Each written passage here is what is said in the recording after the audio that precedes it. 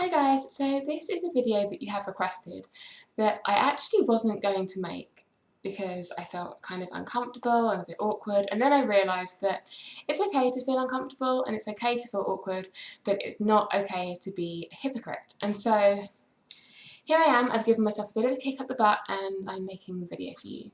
And so this video, like the title says, is about my current relapse and about relapsing in general and a couple of thoughts. Some of it's going to be a bit personal, some of it's going to be pretty general, and I kind of want to answer the questions that have been left for me and try and cover everything and keep it nice and sweet and short and not too heavy, because I think that's when it's going to feel really awkward and I'll be like, and just annoying. So yeah.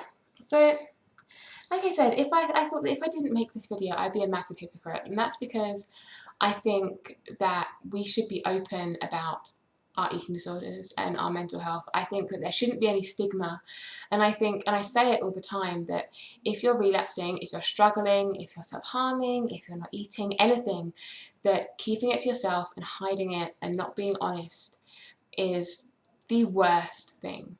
And letting other people make you feel guilty or ashamed, or not talking about it because you feel guilty or ashamed, is just awful, because mental health problems, especially eating disorders and self-harm, they thrive and feed off guilt. And I say that all the time, and you will have heard me say it before.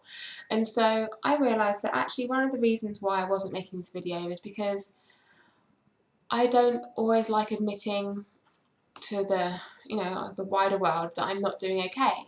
And so that's why I run away from YouTube when I have a wobble, which is why I'm always coming back. Somebody on Tumblr said that most of my videos are me promising no return, and I don't. And that's true, and that's because I promise my return, make a few videos, and then I have a bit of a crap time, and then rather than admit it and be honest about how I'm doing, I shut down and I don't tell people. And the difference between this relapse and any other is that I've really been very honest with everybody, um, both in my personal life, with my friends, my family, my doctors, and also online, that I've been struggling. And so I realised that if I hadn't made this video, I would just be a hypocrite. I'd be going completely against my own advice, completely against my own my beliefs and my thought processes, and I didn't want to do that. So I'm trying to be brave and make it, and yeah. Oh, I'm also doing this on my webcam, so please let me know if the sound's better, because that was something that you guys have said for my last videos. So the first thing I've been asked is what triggered this relapse, and I think that that's something that a lot of people come up against when they relapse, like what triggers it. And a lot of people think that relapses generally happen when somebody feels uncomfortable with their body and the weight that they've gained, and so they just decide to lose it again. But for me, that is definitely not the case, especially this time. This relapse was triggered by just emotional and personal issues. My life was fine, I was plodding along, in all areas of my life, kind of not moving forward, not moving backwards. And then suddenly everything fell apart and I couldn't pick up the pieces because it was nothing to do with me. My whole life fell apart, but I couldn't fix anything.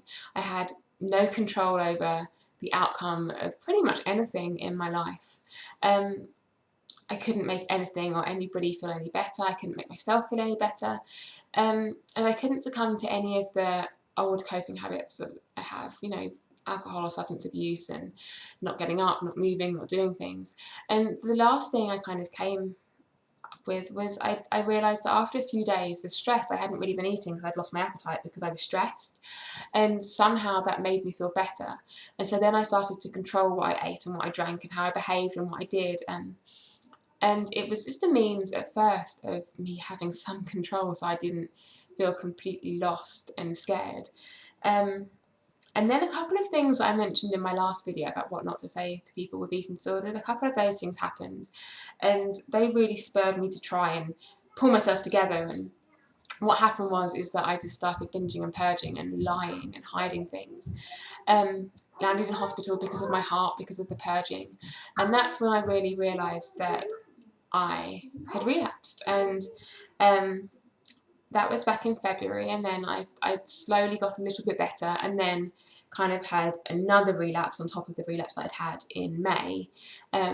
Lost a bit more weight, and now it's now August, and I'm still in a place of relapse.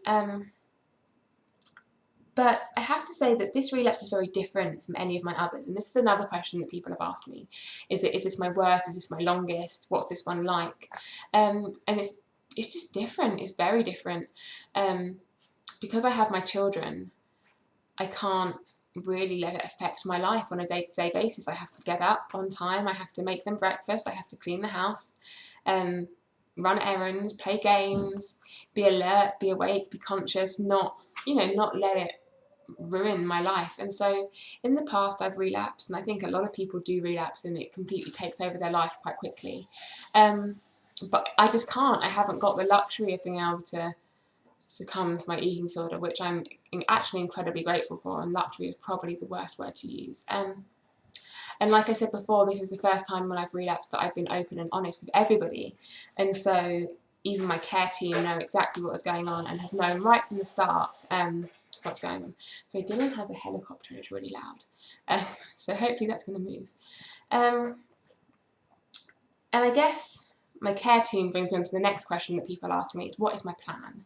And that's something that a lot of people with eating disorders and who relapse are asked. And it's, for me, the most frustrating thing. And my friends say it to me, like, what are you going to do? You can't just be like this. And like, I know I can't just be like this, but it's something that happens with so many people with eating disorders that sometimes there's nothing you can do but ride it out and hope for the best, because there's not the help that you need available. Like in my case, the Eating Disorder Treatment Centre won't offer me anything less than a day programme, and that's been the same for a very long time, regardless of my situation, until it gets, particularly dire, I guess. And I have, as you know, 2 children, one of which is not school age, and so I can't afford her childcare unless I'm working. And obviously, if I'm on a day programme, I won't be working. And so, if the Eating Disorder Treatment Centre won't offer me anything less than that, there's not really anything I can do in terms of treatment. And they won't offer me anything less because they know as well as I do, because I've been in and out of their care since I was 18, that I got to a point in my recovery that that's really what I needed. I would go to my therapy, but I can't really be trusted to follow a meal plan, because I get to a certain point of how much I eat, or there's certain foods that I'm scared of, and I can't do that on my own. I need meal support for all my meals. And so I'm kind of in a place now where I'm just hoping for the best. I'm hoping things don't get worse, because if they get worse, I'm genuinely going to have to leave my family to go into hospital. And that's something that I know and I've accepted, but that's something that I really don't want to happen. And so in terms of what my plans are, my plan is exactly the same as it has been before this relapse. Get through life until I can go into treatment, or maybe be able to do it myself somehow. I don't really know, but I'm really banking on treatment when Isla is in school. People always ask as well, and I've been asked quite a few times this time, do I think this relapse has affected my long-term recovery? And I mean, yes and no. I think from a physical standpoint, it definitely has. Every time I relapse, I definitely have problems with my heart, problems with my body, my liver, my bones, my digestive system, and each relapse makes that worse. But as far as what I want and my goals and what I'm able to do, I'm definitely still on the same path. I have the same plan, and that hasn't changed. And I'm just hoping that I can get a handle on things quick enough that my plan doesn't have to change, that I don't have to leave my family and I don't have to go off and do things. The last question I got asked is what's going on in this relapse, and I've left this till last to answer because it's something that I feel quite uncomfortable answering.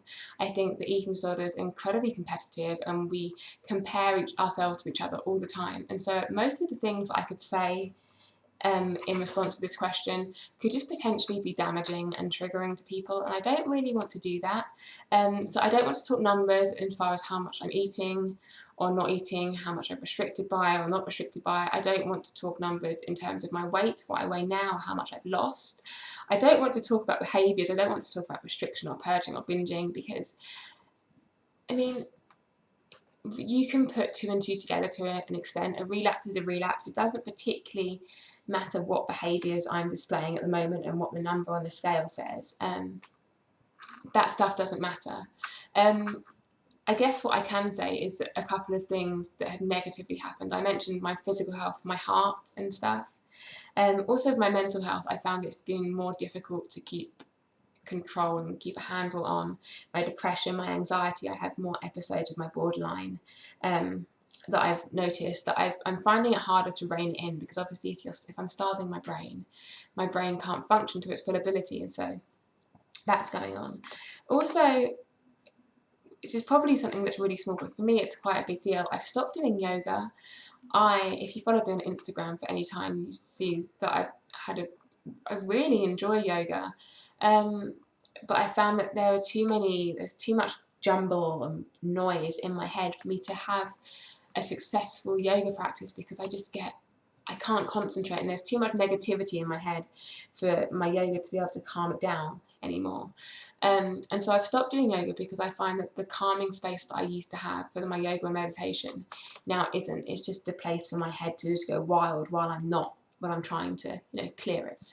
And so that's happened, and I'm really bummed about that. But I guess when it comes to me talking about what's going on during this relapse, that's all I can give you, because I don't think it's particularly important to talk about behaviours. I feel like that just is never going to be helpful, not particularly. Anyway, and so I guess that's it. That's me kind of covering what's been going on.